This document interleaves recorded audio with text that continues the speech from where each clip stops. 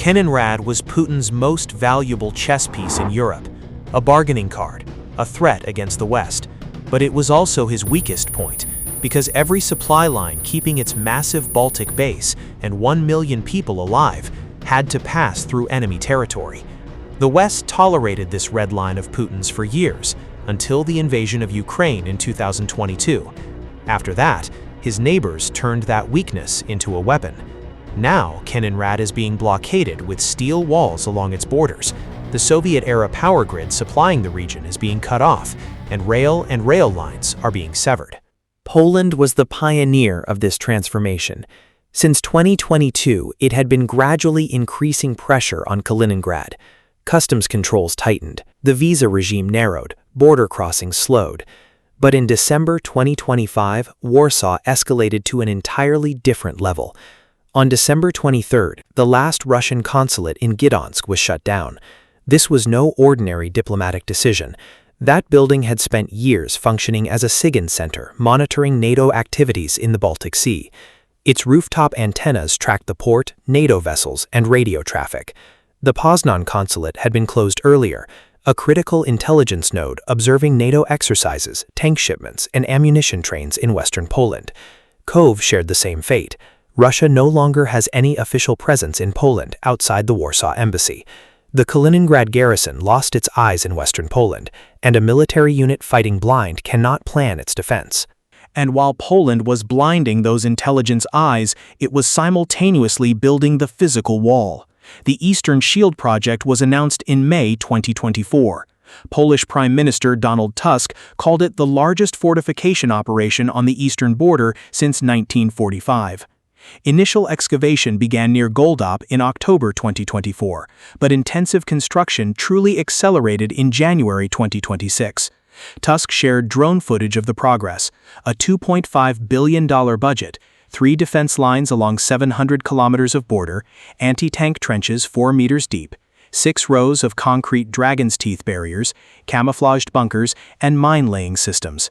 In April 2026, German engineering units deployed to Poland on a 2-year mission.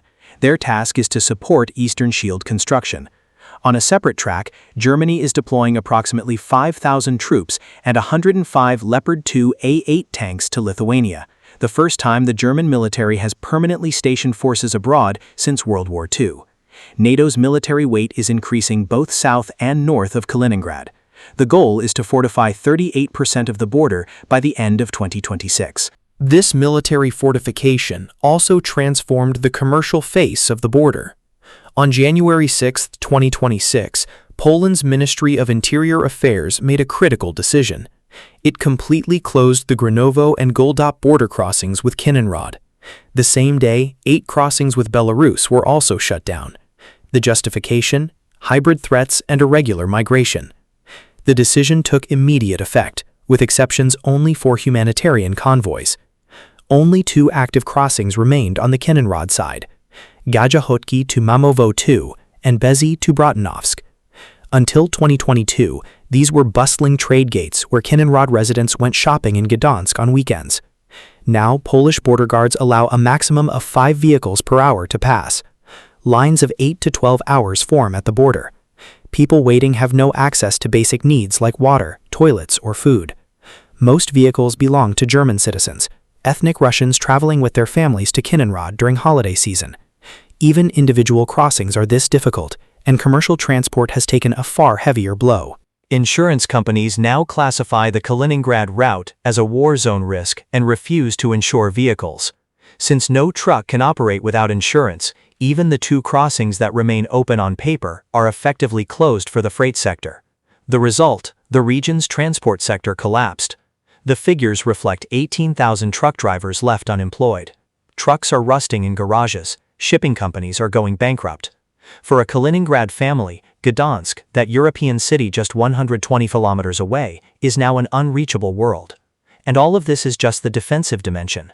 Poland also conducted its most comprehensive military exercise Kreen 2026 in April to May 2026. The President, Prime Minister, all cabinet ministers and military commanders participated. The scenario, a full-scale major war with an eastern neighbor. Declaration of martial law and relocation of the government to secret command centers were rehearsed. In the words of Polish Defense Minister Władysław Kosiniak-Kamysz, this is not just Poland's border, it is the border of the European Union and NATO. The message is clear. Kaliningrad's southern gate has been sealed, and the key is in Warsaw's pocket. The southern gate is sealed. What about the eastern gate? The railway running through Lithuania to the Russian mainland. Kaliningrad's survival depended on this single line for decades. Fuel, cement, steel, coal, food, everything feeding 1 million people and a massive military garrison passed through Lithuanian railways. When this line is cut, Kaliningrad cannot breathe. And Lithuania has been testing this step by step since 2022. The first test came in June 2022. Lithuania cited EU sanctions to restrict the transit of strategic goods like steel and cement. Kaliningrad Governor Anton Alekhanov raised the alarm. We'll lose 40 to 50% of our transit goods. The Kremlin responded furiously, promising serious consequences. But Lithuania was a NATO member, and there was no real force behind those threats. Putin bluffed.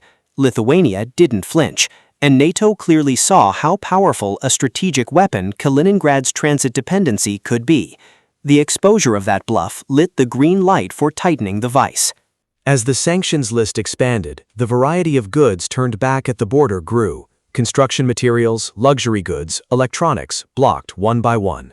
Local concrete operator Igor Pleskov captures the human face of the crisis. We can't produce even a single cubic meter of concrete. Cement-carrying trains are being turned back at the Lithuanian border. Kaliningrad's construction sector ground to a halt. Started projects were left unfinished.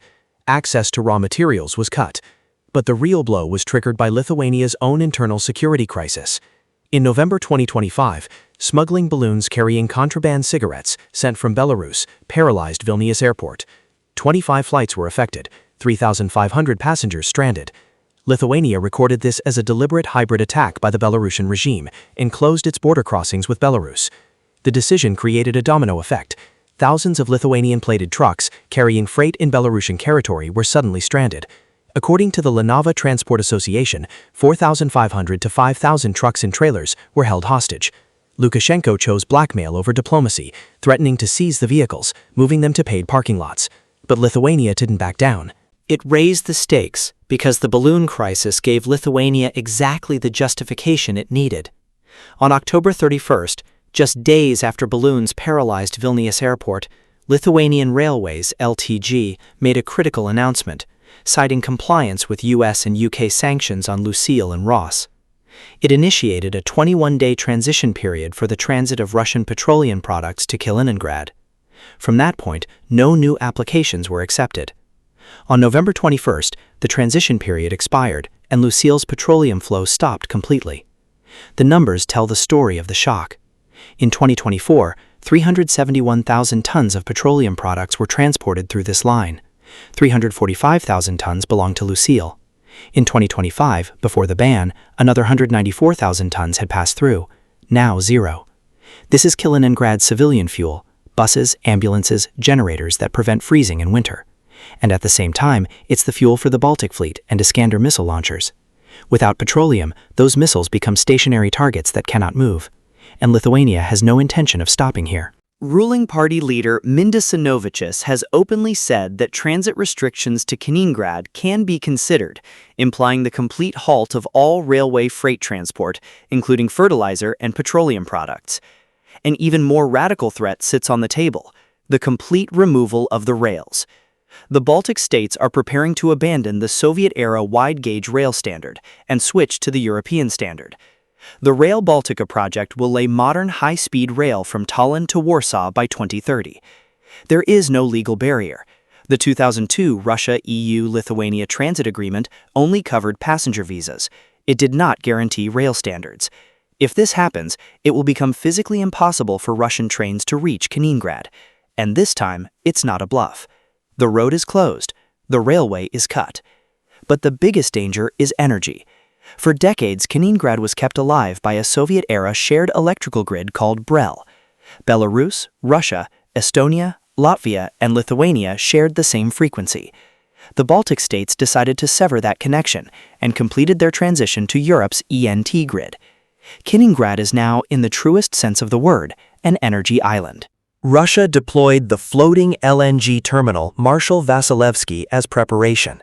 We'll generate our own electricity, they said. But independent energy experts are flagging deadly risks. First, frequency instability. If you're not connected to a large grid, a single power plant malfunction plunges the entire city into darkness. Hospitals, factories, water pumps, they all go down at once. Second, cost. Gas delivered by ship is vastly more expensive than gas from a pipeline, and this cost will be passed on to an already sinking industry and to citizens' utility bills. Third, weather dependency. In November 2025, the Baltic Sea froze early. Icebreakers could only get 2 shipments through, and each tanker kept Kaliningrad running for just 12 days. Putin's emergency plan turned out to be a weather-dependent lottery. Now when we place all these layers side by side, the equation emerges. Kaliningrad had 3 supply lines. Road, effectively closed by Poland's eastern shield, 18,000 drivers unemployed. Crossing times reaching 14 days.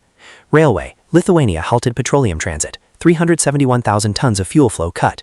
Rail removal on the agenda. Energy, an electricity island after the Braille disconnection.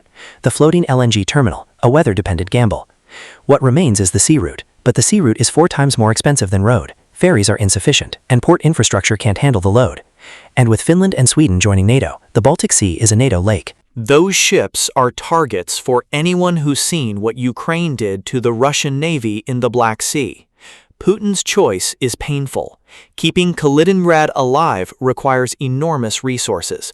The cost of every ton of diesel has doubled. Ships wait in line for weeks, but those same resources are needed to feed the army in Ukraine. In the first quarter of 2026, Russia was losing 35,000 soldiers per month, while monthly mobilization stood at just 27,000. The equation is already negative, and Kaliningrad's logistics cost is bound to make it worse. Despite this entire strangulation operation, Russia's hand is not entirely empty. Kaliningrad remains the site where nuclear-capable Iskander-M missiles are deployed, keeping Warsaw, Berlin, and Copenhagen within range. This blackmail card is one of Putin's last remaining trumps, and the Kremlin never tires of reminding everyone. But blackmail only works if the other side believes it. During the 2022 railway crisis, the Kremlin threatened serious consequences. Lithuania didn't flinch because it had NATO's Article 5 guarantee behind it. In April 2026, Russian Deputy Foreign Minister Alexander Grushko described NATO's Baltic exercises as rehearsals for seizing Kaliningrad and warned of retaliation. But he couldn't take any concrete step because an army bogged down in Ukraine cannot open a second front. The threats grow less credible each time, and while Russia's threats weaken, NATO's capacity grows stronger. U.S. European Command General Christopher Donahue says it plainly. We can neutralize Kaliningrad from land in an unprecedented time frame. This is not a bluff. Behind it stands Poland's Eastern Shield, Lithuania's new 4,000-soldier training facility at Suwałki, and NATO's naval dominance in the Baltic Sea. If nuclear blackmail doesn't work, increasing sea resupply is the only practical option. Ferry traffic has risen 15%, with ships running from Luga to Baltisk. But this route has 3 fatal problems. First, cost. Every ton shipped by sea is 4 times more expensive than by road, and this cost is passed directly to citizens' bills and industry's profit margins. Second, capacity. Ferries are slow and can never match the volume of trains, with some truck drivers reporting waits of over 2 months at port. Third, security. With Finland and Sweden's accession, the Baltic Sea is a NATO lake. Those ships are potential targets for anyone who's seen what Ukraine did to the Russian Navy in the Black Sea. In winter, ice or storms can shut the route down entirely.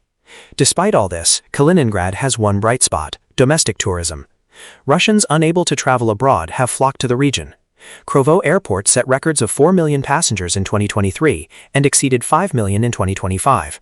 But these domestic tourists bring no foreign currency. The $500 million in foreign tourist revenue from 2019 dropped to $100 million in 2025. Hotels are full, but budget. Tourism provides breathing room, but it can't sustain a city. And Russia cannot abandon Kaliningrad. Symbolically, it represents the World War II victory. Geopolitically, ice-free access to the Baltic Sea. Militarily, an advanced A2A node in the heart of NATO. Retreat is politically inexplicable domestically, so Moscow must hold it, but the cost of holding it rises every month. According to a Lithuanian intelligence report, Russia is forming new naval infantry units in Kaliningrad, while at the same time, the Ukrainian front is draining resources. A fire department caught between two fires. In 2022, Kaliningrad had 3 supply lines: road, railway, energy. All 3 were open, all 3 were functioning. Now the road is sealed with dragon's teeth. On the railway, Lucille's 371,000-ton petroleum flow has dropped to zero. The electrical grid is severed. What remains is a sea route operating at astronomical costs under NATO surveillance. Real power is measured not by who you can threaten, but by what you can sustain. And Kaliningrad can sustain nothing. Right now, the red lines have been drawn. If you found this content interesting, don't forget to like, leave a comment, and follow the